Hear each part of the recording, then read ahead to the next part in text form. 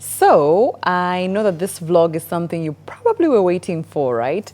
3 years of being married, and I'm coming here with some new lessons. Now, I've done a vlog before about marriage and the things I've learned, and here it is. But this time, because I've done 3 years, I thought I'd just share 3 lessons.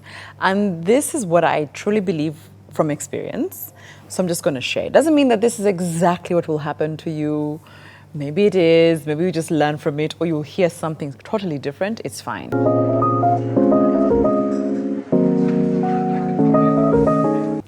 So I believe that in the 3 years, one of the things that I've learned is that you always have a year or a time of unfolding. Okay.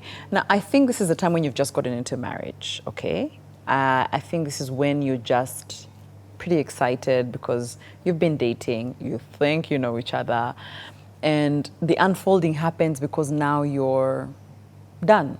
You're done running towards something. You're done looking for something in this person. You're married. I mean, what else? Do you know what I mean? So you have that thing that happens to both of you, not one of you, both of you, where you both settle. You both get complacent. Now, this looks different for a lot of people. Some people get complacent that they'll start to stop or maybe stop looking good or taking care of each other. Other people will get complacent in ways that they'll start talking to the other person like, yeah, whatever.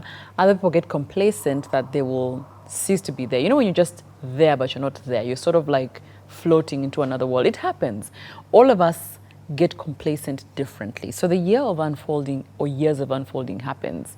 The faster you learn, the better. So I think my year of unfolding was actually two. My first and second year of marriage. The unfolding happened because now we had to get to know each other. The things that surprise you about the other person. I didn't know you did that when you were younger. Oh, you mean that's your family member? Or you mean that's who you are? Or you mean you can't compromise on that? So that learning and unlearning is just so painful sometimes. Other times you're big-headed, you don't want to learn, which takes you a longer time, which is why it took me 2 years to unfold. I'm not sure how long it took my husband to unfold. Maybe he's still unfolding and getting to know me. Actually, you take forever to get to know each other better. But I mean that first thing, you know, that first thing where you're not willing to look beyond the picture perfect. You know, there's a fairy tale you sell yourselves, right? After the honeymoon, you know you're going to go into this beautiful castle and live happily ever after. So you need to remove that. Once that goes away, it means you've finished your year of unfolding. So after the year of unfolding or the time of unfolding, you go into the year of acceptance. Yeah. So now you know this person is untidy. Now you know this person isn't good with money, or they are very good with money, but they just don't like to share with the family. I don't know. You don't have real issues. Or you found out about infidelity, or your issue is about religion, or your issue is about having children or not having children. Whatever unlearning or unfolding you had to do, you go into the acceptance. And the acceptance is sometimes for the things you have seen about your spouse and know, even if you shout, even if you pray, even if you do what, they're not going to change. So you say, you know what, I'm going to accept my person the way they are. Then there's acceptance of the things that will never be said. You know, there's something that happens in relationships where, and I don't know if it's us women, where we like to talk about things. You want to get clarity. This has happened. Let's talk about it. Let's iron it out. How do you feel? But we're like therapists. But it happens in a marriage that you get to a point where some things are not talked about. And actually, some things don't need to be talked about. So you accept them. You know, like, you're like, okay, you know what? This is the kind of marriage we have. This is who we are. Not in a bad way, but like you accept that that's how you gel. Because there's a picture out there in the world that people expect of each couple. But once the two of you look at each other and say, you know what? It might look weird to the world, but this is how our marriage is. This is how our union is. You accept the way you are. You accept the way things are. There are people who would swear down that a perfect wife is the wife who wakes up in the morning and makes the best breakfast before her husband goes out to work. And there are men who tell you, I hate breakfast. Like, that's the one meal I love skipping. So will you then say that she should be forced to cook breakfast for a man who doesn't want to eat breakfast? You see, like, they've found a thing that works for them. They've accepted that despite what I was told entering marriage, me, I found my person like this. And it's okay. Okay, so I actually enjoyed the acceptance phase, which is weird. I enjoyed acceptance because once I'd let go of expectations of my husband, once I'd let go of what he needed to look like, needed to be like, needed to talk like, I let all that go. Like, for example, we're here at Elephant Plains and you wanted to go out and have a drink and just see the neighborhood and enjoy. Other people will be like, why is he going out? I'm like, why not? Do you want me to get handcuffs and put him somewhere in the room? He's not my child. I have a child. And even my child, let me tell you, Liam, at his 1 year and 8 months, will decide whether he wants to be in this room sitting with me watching TV or he just wants to be in a corner playing with his toys.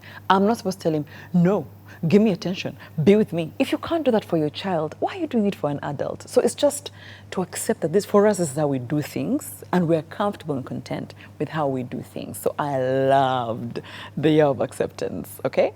The third lesson I'd tell you I've had to learn is that so I'm going to contradict-ish myself. So I believe that in a marriage, you know how they say, you be one, not be two. But then you're also individuals. So where do I start? So I believe in a marriage, you walk in as two people who make one beautiful whole thing, not half and half.